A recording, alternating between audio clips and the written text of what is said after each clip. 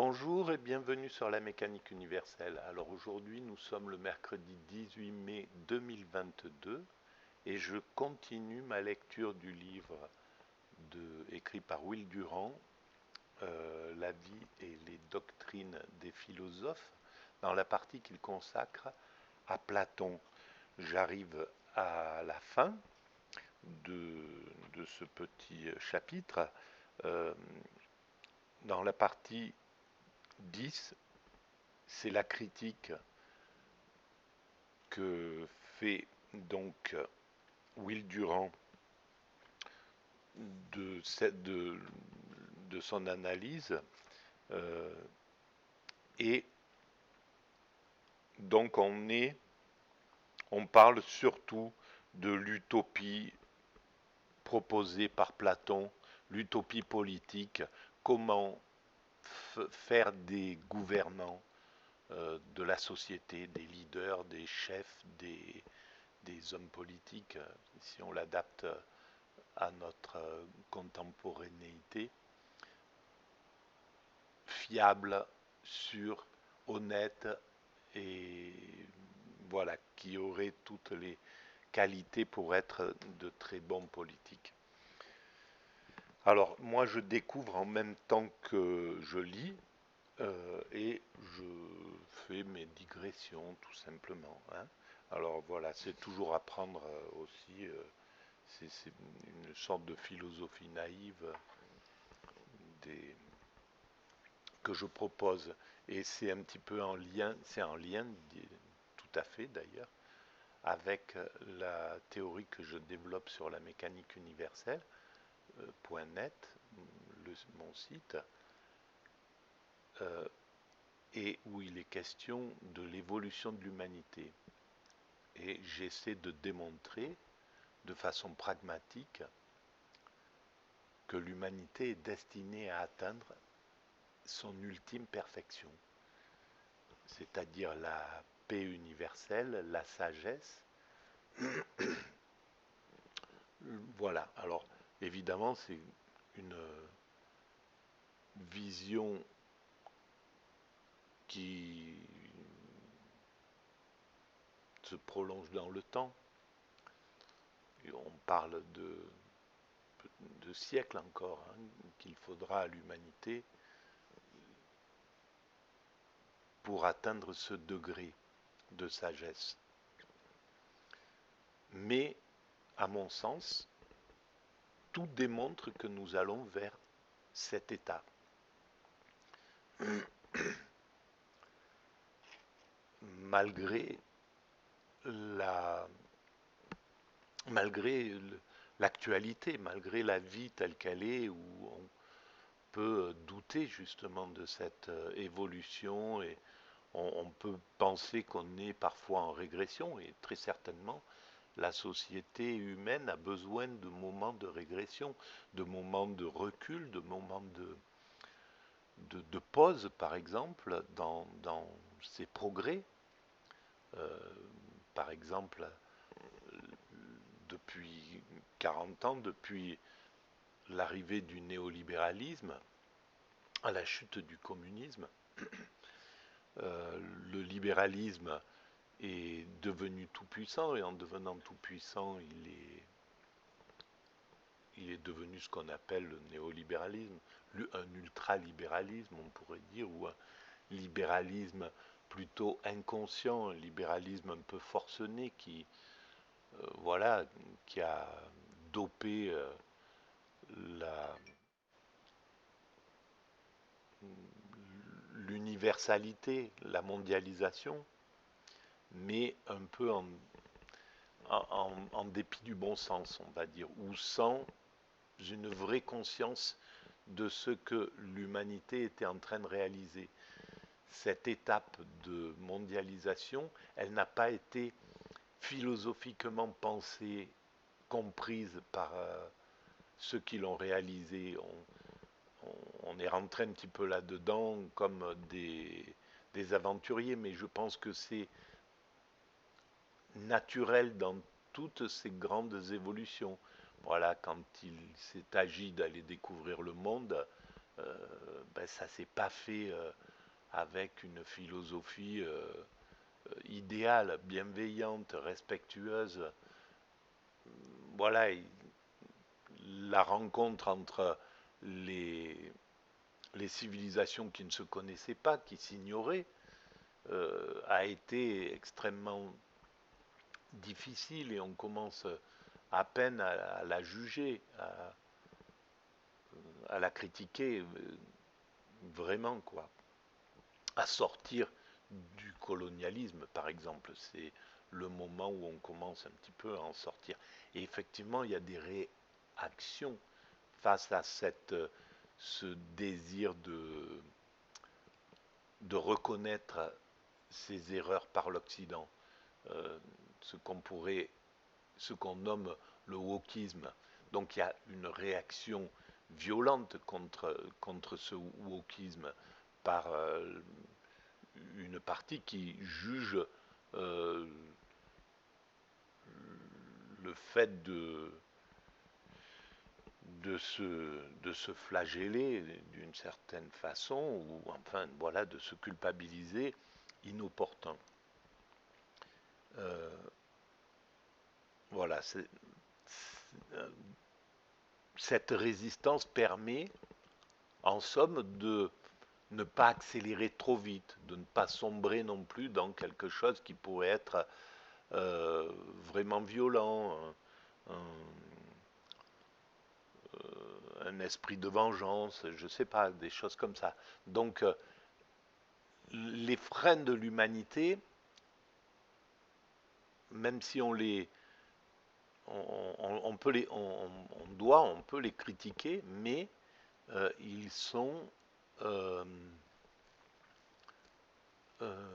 importants. Voilà, ils empêchent des évolutions beaucoup trop rapides.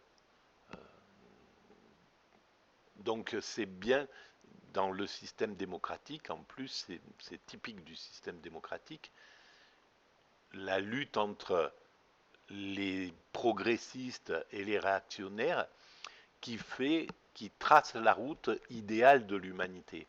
Voilà, il ne faut pas que les progressistes aient tous les pouvoirs et il ne faut pas que les réactionnaires aient tout le pouvoir non plus. C'est dans cet équilibre que l'évolution est la meilleure. Voilà. Donc je reprends la lecture où j'en étais, où je l'ai laissé la dernière fois, et on va voir ce que raconte Will Durant dans sa dernière partie de la critique de Platon et de sa théorie. Alors de tels exemples montrent bien que, dans une certaine mesure et avec quelques modifications, le plan de Platon peut être réalisé. Et, en réalité, il l'avait lui-même emprunté en grande partie aux institutions en vigueur qu'il avait observées au cours de ses voyages. Il avait été impressionné par la théocratie d'Égypte. Il y avait là une grande et ancienne civilisation gouvernée par une petite classe de prêtres. Platon sentit que, comparé à l'ecclésia athénienne, tyrannique, incompétente et querelleuse, le gouvernement égyptien représentait une forme plus haute de l'État. Loi 819. Il avait vécu un certain temps en Italie dans une communauté pythagoricienne, végétarienne et communiste, qui, depuis des générations, régnait sur la colonie grecque dans laquelle elle vivait. À Sparte, il avait vu au pouvoir des gens qui menaient en commun une vie rude et simple, au milieu d'une population docile, prenant en commun leurs repas, restreignant le mariage afin d'obtenir de beaux enfants et accordant aux héros le privilège d'avoir beaucoup de femmes. Voilà, donc il avait pris de tous ces voyages un esprit critique sur la civilisation athénienne et donc avec un désir de réformer ce lidorat, cette gouvernance. Il avait sans doute entendu Eurydipe, pardon, prônait la communauté des femmes, l'affranchissement des esclaves et la pacification du monde grec par une ligue des Hellènes. Médée 230, fragment 655. Ah, voilà la communauté des femmes. Est-ce que c'était un matriarcat dont il parle, qu'il appelait de ses voeux? Euh, et ça serait, je pense qu'on va vers le matriarcat, quoi qu'il arrive, vers un véritable matriarcat, parce qu'il existe ce matriarcat. Il est simplement euh, grimé. Dans certaines civilisations, les hommes font semblant d'avoir le pouvoir. Alors ils l'ont, oui, ils l'ont par l'autorité. Et malheureusement, en ce moment, quand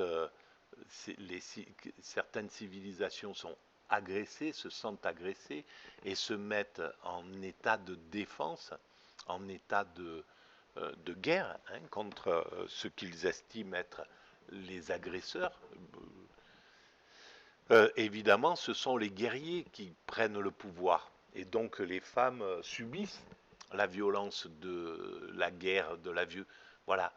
Et, euh,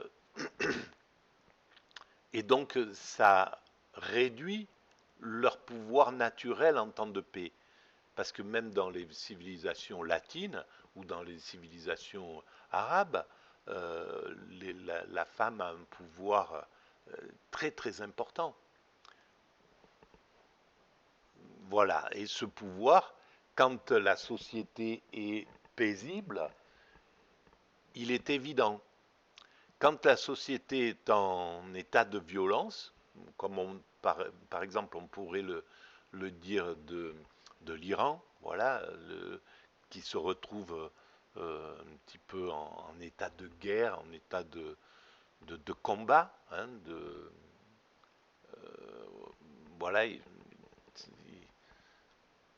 eh bien ce sont les plus radicaux qui imposent la ligne de conduite de l'humanité, du groupe. Et effectivement, à ce moment-là, les femmes perdent de leur pouvoir, alors qu'à l'origine, elles ont beaucoup plus de pouvoir que ça.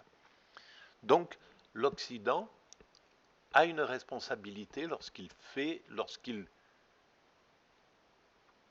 se confronte à ces sociétés de façon violente, au lieu de choisir la méthode douce pour les amener à plus de démocratie, plus de liberté, plus, etc. Ce qu'il dit en intention, l'Occident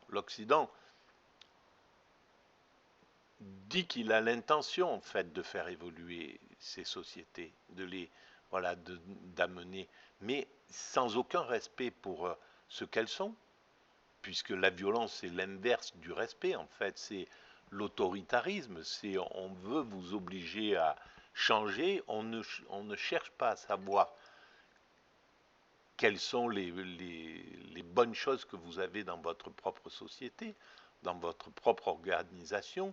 On ne cherche pas à partager, mais on veut vous imposer. Et dans ces conditions, évidemment, n'importe quel être humain est en révolte vis-à-vis de ça.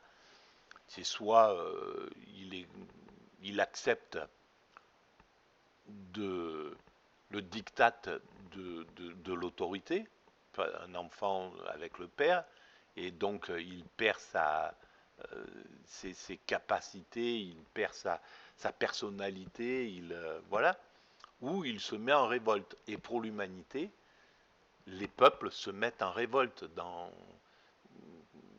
naturellement. C'est la révolte qui s'impose. Après, la révolte, elle peut être maîtrisée, être dominée, mais on peut le voir dans les populations qui sont oppressées actuellement dans le monde, hein. Même si elles sont oppressées depuis des décennies et des décennies, euh, elles ont toujours l'esprit combatif, même quand parvient à les neutraliser, à les enfermer, à les bloquer, l'esprit de révolte ne disparaît pas. Au contraire, il se renforce. Mais voilà, ça, c'est au détriment même de l'oppresseur. Et Hegel a raison dans ce sens-là. L'oppresseur a tort d'oppresser, parce que il fabrique des farouches, il fabrique des, des, des gens qui ont la haine contre lui et qui n'attendent qu'une chose, c'est qu'il perde de l'énergie pour le renverser. Alors que la méthode intelligente, la méthode consciente, la méthode paisible et la méthode respectueuse parviendrait à ce qui est l'intention basique de l'oppresseur. L'oppresseur, il oppresse pour être en paix, en fait, pour être tranquille. Et en fait, s'il était plus intelligent, il n'utiliserait pas l'oppression, il utiliserait le partage, euh, voilà, le respect, etc. Il connaissait aussi sans doute quelques-uns des cyniques qui avaient développé un fort mouvement communiste dans ce que l'on appellerait aujourd'hui la gauche socratique. Bref, Platon a dû sentir en exposant son plan que le progrès qu'il rêvait sur les réalités qu'il avait vues de ses yeux n'était pas impossible. Alors donc il y avait déjà cette idée de communisme qui était... alors le communisme, c'est à mon sens la finalité de l'humanité, c'est le futur de l'humanité. L'humanité dépassera le libéralisme. Le libéralisme est là parce que nous avons besoin d'objets, nous avons besoin de compétition, nous avons besoin de créer, de créativité, etc. Donc il faut cette liberté, il faut ce libéralisme. Le libéralisme correspond au système le mieux adapté pour l'humanité en construction. Et maintenant, nous sommes en plus pressés d'aller au bout de cette construction. On doit commencer à construire de façon écologique, de façon propre, de façon respectueuse, etc. Et donc là, il y a une énergie intense et que la compétition libérale et avec comme objectif l'enrichissement, la richesse, etc., devenir riche, avoir du pouvoir, etc., toutes ces pulsions basiques sont importantes pour créer. Mais on arrivera, peut-être dans un siècle, 2 siècles, 3 siècles, à avoir ce qu'il faut sur Terre. On n'aura plus besoin de tous ces objets, on n'aura pas besoin de ce que voilà, en ce moment, par exemple, la Chine, depuis des années, nous fournit des objets partout sur la planète et dans des endroits qui étaient inaccessibles avant à ces objets. Donc ils amènent un certain confort, mais c'est au détriment, c'est fait de manière violente et inconsciente, ou pas tellement consciente, on va dire, même s'ils font toujours le mieux possible. La société, elle cherche toujours à faire intuitivement le mieux possible, de faire des objets les mieux possibles, etc. Mais on voit que c'est pas complètement réfléchi parce que nous sommes dans un état, parce que ce libéralisme, le néolibéralisme, a choisi une compétition violente au lieu de choisir une compétition respectueuse. Voilà, on est dans un système de compétition qui, qui doit anéantir son concurrent. Et d'ailleurs, la forme la plus poussée de ce néolibéralisme, c'est la guerre qui se passe entre les Américains et les Russes. En fait, c'est une guerre commerciale. C'est euh, anéantir le développement de l'autre dont il est question là. En fait, c'est ça. C'est euh, voilà, la Russie a des matières premières, etc. Et il faut qui conduisent à son enrichissement intense, à un enrichissement intense, et les Américains voulaient euh, neutraliser cette chose-là. Donc c'est typique de l'évolution inconsciente, l'évolution par la violence. Voilà, et c'est pareil au niveau des industries. Euh, deux fabricants de voitures, s'ils sont compétiteurs, il faut qu'il y en ait un qui avale l'autre. Et en fait, ce principe d'avaler le concurrent ira jusqu'à son terme, c'est-à-dire jusqu'au moment où il n'y aura plus qu'un fabricant de voitures, quand ça sera des voitures propres, etc., ou des véhicules. Bon, voilà, un fabricant de... On, la compétition, à un certain moment, une fois que l'objet sera parfait et n'aura plus besoin d'être euh, travaillé, on n'aura plus vraiment besoin de compétition. L'objet, ça sera un objet usuel dont l'humanité aura besoin, mais ça sera fourni d'une certaine façon. Et je pense qu'on atteindra un niveau où on n'aura plus besoin d'argent, plus besoin de... Euh, L'humanité aura tout ce dont elle a besoin. De quoi loger tout le monde, quand ça sera gratuit, tout le monde aura de quoi se vêtir, se nourrir partout sur la planète, etc. Et utilisera le bien commun, en somme. Donc, je pense que le communisme est l'avenir, mais un vrai communisme, pas un communisme, pas la dictature du prolétariat. Voilà, le communisme dans sa philosophie qu'on qu peut comprendre, hein, qu'on peut... Voilà, on connaît les erreurs du communisme comme on connaît les erreurs du libéralisme. Donc tout ça, ça sera dépassé, mais peut-être qu'avant, il y aura une sorte de communaux-libéralisme. Voilà, il y aura une étape intermédiaire avant d'arriver à ce communisme, et qui serait même à vision anarchiste, c'est-à-dire chacun est responsable de lui-même, est libre, entièrement libre sur cette planète. Voilà, c'est aussi une des finalités. Voilà. Cependant, les critiques, depuis Aristote jusqu'à nos jours, ont trouvé dans la République grand sujet d'objection et de doute. La République de Platon, ce livre. Tout cela et bien d'autres choses encore, dit le stagirite, dans un laconisme cynique, a été inventé maintes et maintes fois au cours des siècles.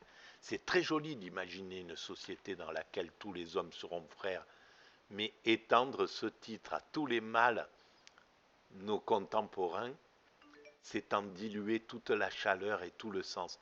Voilà, mais bien sûr, c'est marrant.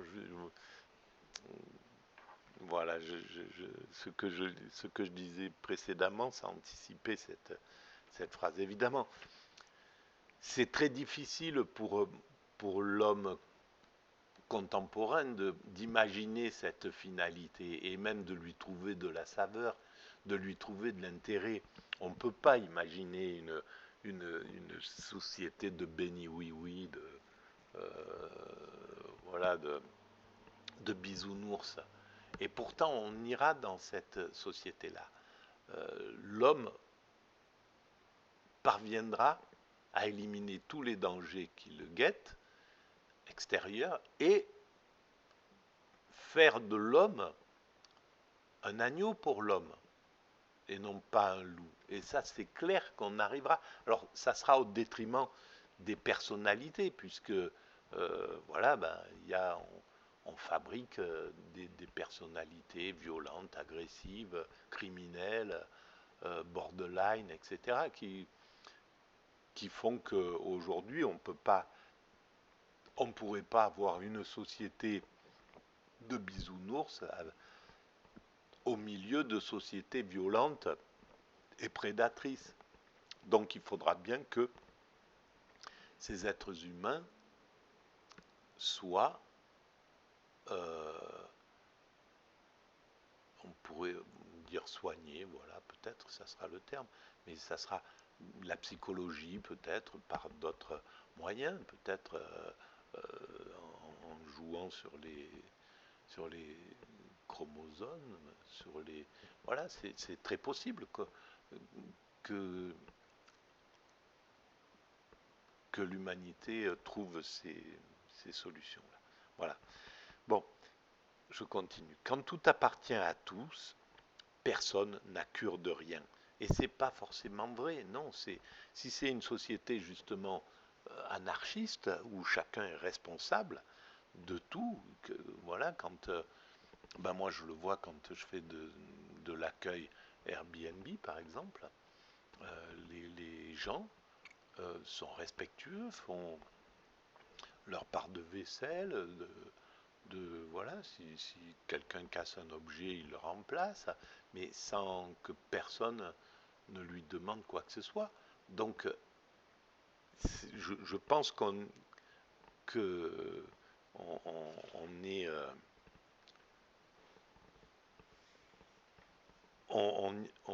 je pense que ce qu'Aristote pense, n'est pas très juste. Voilà.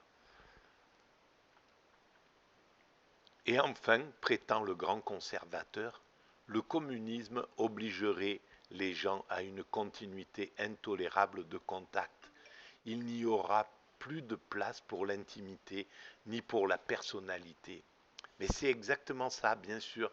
Mais l'humanité sera adaptée à ça, comme nous sommes adaptés à vivre ce monde tel qu'il est, et qui n'a rien à voir avec vivaient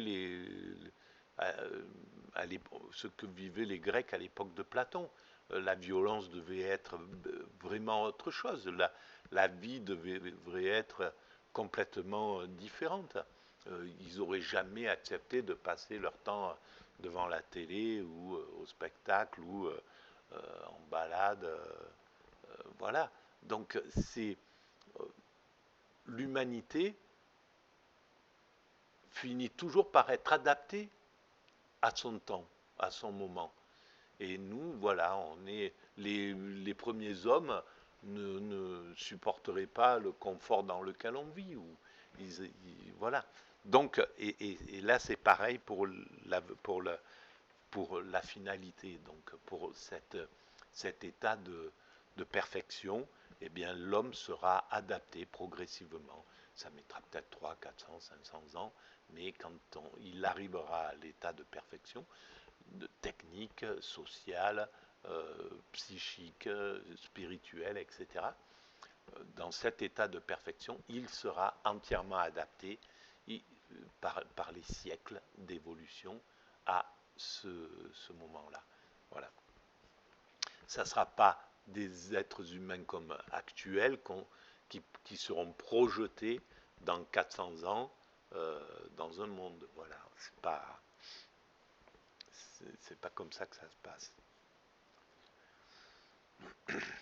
Et cela supposerait des vertus de patience et de coopération dont seule pourrait être capable une minorité de saints. Oui, tout le monde sera devenu des saints. Ça sera une société de sages, de saints, voilà. Alors comment ça va se concrétiser? Moi, je fais juste l'analyse. Je dis nous sommes partis d'un point A, quand nous étions primates naturels. Nous sommes des hommes constructeurs. Si on trace une ligne et qu'on continue l'évolution telle qu'elle s'est déroulée jusqu'à présent, et qu'on la prolonge dans le futur, on atteint un état de perfection, de sagesse, etc. Voilà, c'est ce que j'essaie de démontrer de manière pragmatique, tout simplement. On ne doit admettre ni un idéal de vertu qui soit au-dessus de l'homme moyen, ni un système d'éducation qui soit exceptionnellement favorisé par la nature et les circonstances. Mais l'on doit avoir égard au genre de vie que la majorité peut partager et aux formes de gouvernement auxquelles les États en général peuvent parvenir. Oui, pour l'instant, c'est exactement ça. C'est clair. On doit vivre, on ne doit pas prôner la sainteté quand ce n'est pas encore le moment. C'est pour ça que le christianisme était d'une certaine façon un, un peu trop avant-gardiste, on va dire. Euh, voilà.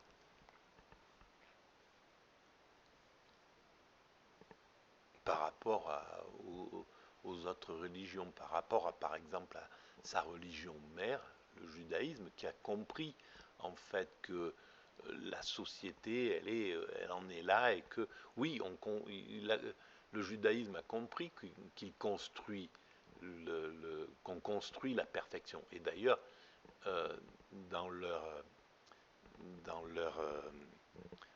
philosophie, dans leur spiritualité, ils ont un rôle très important à tenir dans cette évolution. Et d'ailleurs, ils le tiennent. C'est ce que fait le judaïsme à travers les siècles. Et, mais tout en sachant que eh ben, le monde, il a besoin d'être construit, qu'il faut être pragmatique, il faut faire, voilà, il faut construire, il faut être dans le temps présent et pas chercher à devenir des saints, pas chercher l'extase dans voilà, la sainteté, l'extase, quand il n'en est pas encore le temps. Mais quoi qu'il arrive, toutes les spiritualités, même si elles le prônent, techniquement, il n'y a que très peu de personnes qui font l'expérience de l'extase. Dans l'islam, c'est le soufisme, voilà, il y a quelques expérimentateurs. Dans le bouddhisme, il y a quelques expérimentateurs, mais globalement, la société, la religion laisse tranquille. Les gens ne les forcent pas à devenir des saints avant, avant, le, avant, le, avant d'arriver à cet état de perfection. Donc toutes les religions parlent quand même. Voilà ce que disait le plus grand et le plus jaloux des disciples de Platon. Et après lui, alors donc, et le plus jaloux, on parle d'Aristote. Ah ah, c'est bien vu ça. Et oui, et c'est pour ça que je connais pas très. Voilà, moi je lis en diagonale, je ne suis pas un universitaire, donc je n'ai pas. Je suis pas un philosophe de métier, je n'ai pas lu suffisamment. J'ai surtout picoré les choses et j'ai lu souvent, voilà, à travers des livres, à travers des vulgarisateurs, comme ce livre-là, par exemple, écrit par Will Durant, que je remercie encore, tous ces grands vulgarisateurs. Mais je, j'ai du mal à lire les œuvres dans le texte, quoi, je veux dire. Mais intuitivement, c'est ce que je pensais d'Aristote par rapport à Platon. Voilà, je trouve que Platon est beaucoup plus équilibré, beaucoup plus euh, conscient, beaucoup plus euh, équilibré entre spirituel et matériel, qu'Aristote. Bien qu'Aristote a cette vision de, euh, de cette finalité. Hein. Pour lui aussi, elle est là. Mais c'est peut-être moins présent que chez Platon. Mais bon, peut-être pas, hein, c'est intuitif ce que je dis là. Alors voilà ce que disait le plus grand et le plus jaloux des disciples de Platon. Et après lui, la plupart des critiques frappent la même corde. Platon a mésestimé, nous dit-on, la force de coutume que concentre l'institution de la monogamie et le code moral qui l'inspire. Il a méconnu la jalousie de la possession chez le mâle en supposant qu'un homme se contenterait d'une partie alicote de femme. Il a rabaissé l'instinct maternel en supposant que des mères accepteraient de voir leurs enfants enlevés à leurs soins et élevés dans un anonymat sans tendresse. Par-dessous tout, il a oublié qu'en abolissant la famille, il supprimait la gardienne de la morale et la principale source de ces mœurs coopératives et communistes qui devaient être le fondement psychologique de son État. Et évidemment, il n'avait pas les moyens à son époque de projeter vers la finalité de l'humanité, comme je peux le faire moi aujourd'hui à travers la mécanique universelle. Et je pense que beaucoup de philosophes n'avaient pas encore eu accès à certaines données, comme par exemple le darwinisme, qui permet vraiment de se projeter, de comprendre cette évolution de l'humanité, beaucoup plus qu'intuitivement. Les religions l'ont compris intuitivement, quand elles parlent d'apocalypse, quand elles disent que le retour de Dieu sur terre se fera, etc. C'est-à-dire de Dieu, c'est-à-dire de l'amour. L'arrivée de l'amour sur terre, c'est quelque chose dont les religions monothéistes, par exemple, euh, parlent. Mais elles l'ont ressenti intuitivement. Ou disons, Dieu leur a parlé, leur a chuchoté, voilà, si on veut le voir comme cela, hein, par exemple. Mais ce n'est pas parce que c'était pas applicable, et ça l'est toujours pas. Ça n'est pas pour ça que son travail de réflexion sur cette n'est pas très important. En fait, il a travaillé pour aider l'humanité à fabriquer des bons chefs d'État, des bons, voilà, de mieux en mieux, même s'il y a des choses qui sont inapplicables dans son utopie. Avec une éloquence sans égale, il scia la branche sur laquelle il s'asseyait. À toutes ces critiques, on peut répondre tout simplement qu'elles ne détruisent qu'un homme de paille. Platon a franchi explicitement la majorité de son plan communiste. Il reconnaît assez nettement qu'un petit nombre est capable du désintéressement qu'il propose à sa classe gouvernante. Et il n'avait pas, lui, à l'époque, la possibilité de projeter dans le futur. Les gardiens seuls s'appelleront entre eux frères et sœurs. Seuls ils renonceront à l'argent et aux biens matériels. La grande majorité conservera toutes les institutions respectables, propriété foncière, argent, luxe, concurrence, et jouira de tout le secret qu'elle peut désirer. Et ce secret, il est en train de disparaître progressivement. Voilà, ça fait partie aussi de cette évolution. Et bientôt, dans quelques décennies, siècles peut-être, personne ne pourra dissimuler quoi que ce soit. Même peut-être, ils inventeront une machine qui montrera l'état d'âme de l'autre, s'il est bienveillant, à quoi il pense, etc. Et on déterminera. Voilà, on est loin d'imaginer ce que le progrès va propulser dans les siècles qui arrivent là. Quand on voit il suffit de se projeter il y a un siècle, par exemple, 1920, 2020, je veux dire, oui, 1920, jamais ils auraient pu imaginer ce que nous sommes en train de vivre, la révolution numérique, etc. C'est incroyable. Donc projetons-nous dans 100 ans simplement. Voilà, 2120. Ben, on peut imaginer que des inventions, il va y en avoir. Hein. Alors,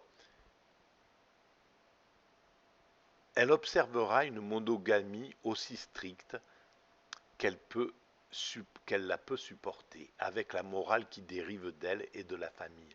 Les maris garderont leurs femmes et les mères, leurs enfants ad libitum et ad nauseam, Quant aux gardiens, ils n'ont pas tant besoin d'un instinct communiste que d'un sens et d'un culte de l'honneur. C'est la fierté et non la tendresse qui doit les soutenir. Pour l'instant, c'est moi qui le rajoute. Et pour ce qui est de l'instant maternel, il n'est pas très fort avant la naissance de l'enfant, ni même pendant le premier âge. La mère en général accepte le nouveau-né avec plus de résignation que d'enthousiasme. L'amour pour l'enfant se développe. Ce n'est pas un miracle subi. Il croit voir l'enfant à mesure qu'il se forme sous les soins laborieux de la mère. Il ne s'empare irrévocablement de son cœur que lorsque l'enfant est devenu l'incarnation de l'art maternel. Point final. Voilà, je continuerai. Là, j'arrête pour cette vidéo. Voilà, ben, je vous remercie. À très bientôt. Merci pour cette écoute. Voilà.